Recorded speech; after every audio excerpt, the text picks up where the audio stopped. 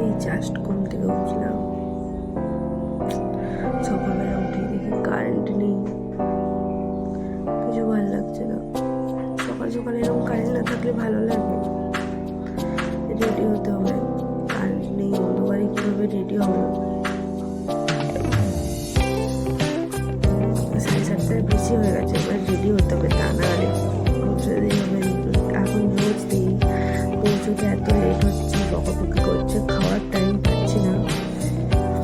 চলো তাড়াতাড়ি রেডি হই, দেখা হচ্ছে রেডি হওয়ার পরে, নাহলে লেট হয়ে যাবে। Good morning.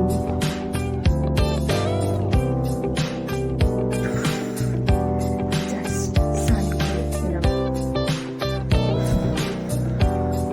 চলো এবার রেডি হই, তারপর টিফিন করে কাজে যেতে হবে। ওই দিয়া উঠ, 8টা বেজে গেছে, কখন যাবে? উঠ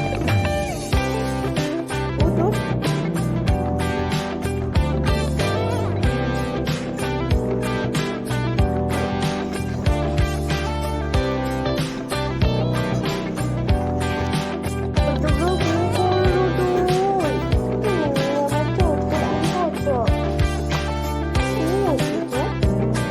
টেডি বিয়ার আমার, আমার টেডি বিয়ার।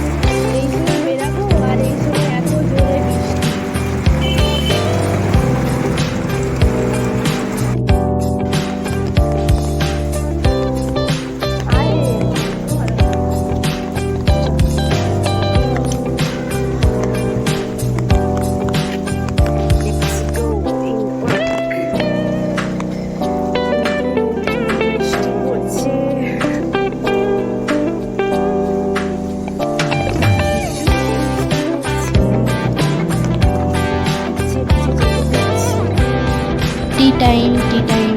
তো বিকেলবেলা আমাদের চা চলে এসেছে, তো তাই জন্য তখন চা খেয়ে নিচ্ছিলাম। তো চাটা খাওয়ার পরে তারপরে আবার কাজে লেগে যেতে হবে, কাজে লেগে যেতে হবে।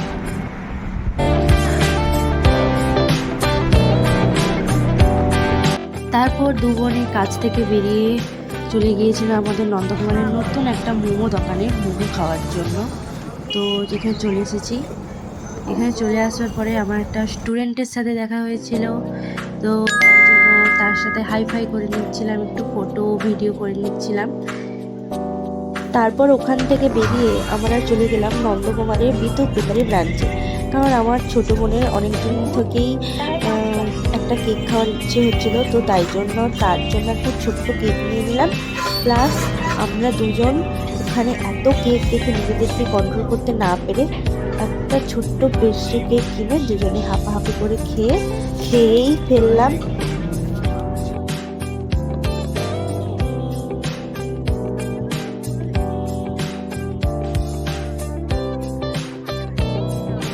বাড়িতে পৌঁছেই আগে তাড়াতাড়ি ফ্রেশ হয়ে আগে মোমো নিয়ে বসে গেছিলাম, কারণ একটু আর তর সামলাচ্ছিল না, কারণ কতদিন পর এরকম সুন্দর মোমো খাচ্ছিলাম। তো মানে কি বলবো, এত তৃপ্তি লাগছিল খেয়ে, কি বলবো।